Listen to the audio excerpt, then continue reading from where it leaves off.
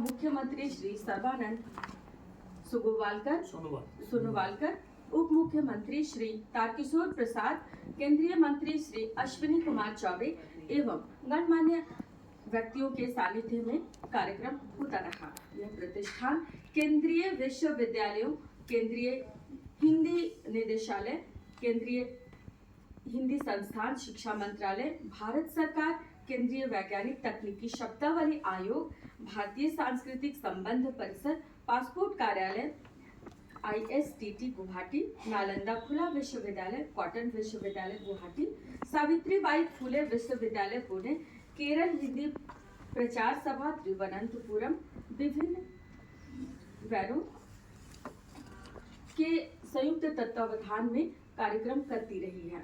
संस्थान हिंदी एवं भारतीय भाषाओं की सेवा में तत्पर हिंदी प्रेमियों को बढ़ावा देने एवं उनके योगदान को सराहने के लिए हर वर्ष राष्ट्रीय स्तर के पुरस्कारों से सम्मानित करती है। संस्थान को इसके व्यापक कार्यों के लिए विनोबा भावे द्वारा गठित राष्ट्रीय नागरी लिपि परिषद द्वारा विनोबा भावे नागरी लिपि सम्मान से सम्मानित किया गया है। जय हिंदी, जय भारत।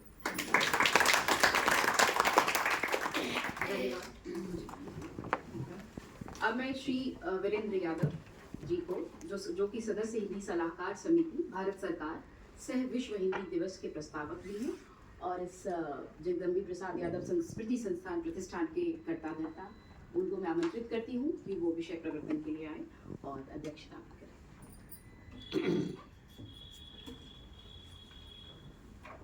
जगदम्बी प्रसाद यादव स्मृति प्रतिष्ठान भारतीय सांस्कृतिक संबंध परिषद के संयुक्त तत्वावधान में आयोजित अखिल भारतीय राजभाषा सम्मेलन, राष्ट्रीय संगोष्ठी एवं काव्य गोष्ठी के उद्घाटनकर्ता, मुख्य अतिथि परम आदरणीय श्री रविंद्र किशोर सिन्हा जी, पूर्व सांसद,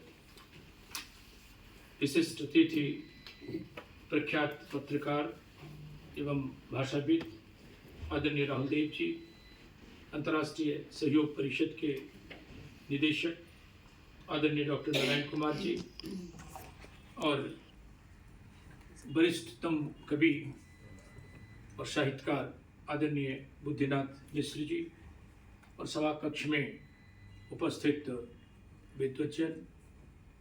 क्योंकि मैंने जब यहाँ कार्यक्रम की रूपरेखा बनाई तो वहाँ की कक्ष में करना है और 50-60 लोगों को ही बुलाना है, तो मैंने जितने लब्ध प्रतिष्ठित विद्वजन थे उनको मैंने आमंत्रित किया है और मुझे लगता है बहुत हद तक लोग इसमें पहुँचे हैं, उनका सानिध्य रहा है। सभी का मैं हार्दिक अभिनंदन करता हूँ, आभार प्रकट करता हूँ और विशेषकर आदरणीय रविंद्र किशोर सिन्हा जी का, जिन्होंने जो सानिध्य रहता है और मुझे कहने पर इन्होंने ही तगादा करके कार्यक्रम करने का ये रूपरेखा को बताया। मुझे बहुत इतनी व्यस्त कार्यक्रम में निकल करके आए हैं, उनका मैं हार्दिक धन्यवाद और अभिनंदन करता हूँ। चूँकि हम हिंदी की बात करेंगे, कई सत्र भी हैं, उद्घाटन सत्र के बाद 3 सत्र और हैं और कल भी 3 सत्र हैं, तो और भी वक्ता लोग सभी लोग अपना प्रतिभागिता करेंगे। तो मैं थोड़ा सा हिंदी की बात करूं, क्योंकि हिंदी भाषा नहीं, भाव की अभिव्यक्ति है। ये मातृभूमि पर मर मिटने की भक्ति है। हिंदी का विस्तार राष्ट्रीयता का विस्तार है, भाईचारे की भावना का विस्तार है, समृद्धि और संस्कृति का विस्तार है। हम लोग हिंदी में बात करते हैं लेकिन हिंदी में नहीं करते। हम संकल्प निश्चित रूप से हिंदी की लेते हैं और विकल्प अंग्रेजी में ढूंढते हैं। तो कभी कभी सवाल आता है कि क्या हिंदी औपचारिक है या आवश्यक है, और बात तो कुछ हद तक मुझे सही लगती है कि क्या हिंदी राजभाषा की औपचारिक मसनद पर बैठकर अखिल भारतीय संपर्क साधन की भाषा बनने का ठेका अंग्रेजी को दे रखा है। ऐसा नहीं है। तो जीवन के 76 वर्ष पूरा करने के बाद हिंदी आज अनुनय, विनय और प्रोत्साहन योजना के लाभ के हिचकोलों से कुछ पगडंडी तक तो जरूर चली आई है, लेकिन ये राजभाषा राजपथ पर कब आएगी? ईमानदारी से आज इस पर विचार करने की आवश्यकता है, तभी हम जाकर के कर सकते हैं। क्योंकि किसी स्वतंत्र राष्ट्र के लिए 3 अवयव आवश्यक होते हैं।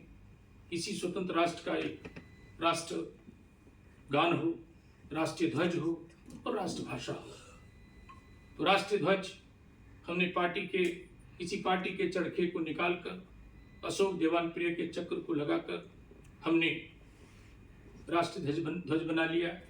राष्ट्रगान हमें कविवर रविन्द्रनाथ टैगोर के सौजन्य से प्राप्त हुआ और राष्ट्रभाषा के मामले में हम चूक गए।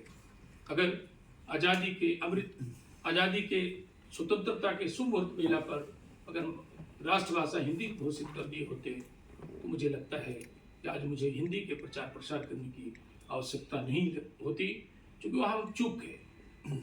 और निश्चित रूप में अभी हमने आज़ादी का अमृत महोत्सव मनाया, तो मुझे भी यशस्वी प्रधानमंत्री से आशा थी, अपेक्षा थी, बहुत उत्कट अभिलाषा भी थी कि जिस तरह से और सारे अधिनियम नियम लग गए, हट गए, तो निश्चित रूप से जब वो 15 अगस्त 2022 को आज़ादी अमृत महोत्सव के अवसर पर बोलेंगे तो निश्चित रूप से हठात ही सुनने को मिलेगा कि राष्ट्रभाषा हिंदी लागू हो गई।